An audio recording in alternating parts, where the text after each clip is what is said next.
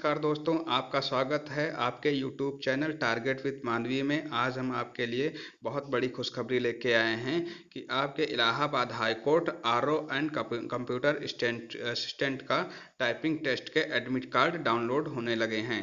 आज आपके typing test की डेट अनाउंस कर दी गई है। आपके एग्जाम ने टाइपिंग टेस्ट की जो डेट है वो 22 अक्टूबर है।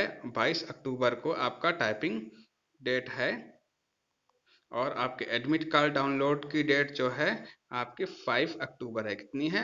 5 अक्टूबर आपके टाइपिंग की डेट है। ये आपको हम दिखा दे रहे हैं कि ये देखो आपकी टाइपिंग की डेट आपकी क्या है रखी गई है। टाइपिंग की डेट आपकी 22 अक्टूबर है और आपके एडमिट कार्ड डाउनलोड की डेट आज ही से एडमिट कार्ड डाउनलोड होने लगा है। शाम को 5 बजे ये न्यूज़ अपडेट आई है, तो शाम को 5 बजे से आपका डाउनलोड होने लगा है एडमिट कार्ड।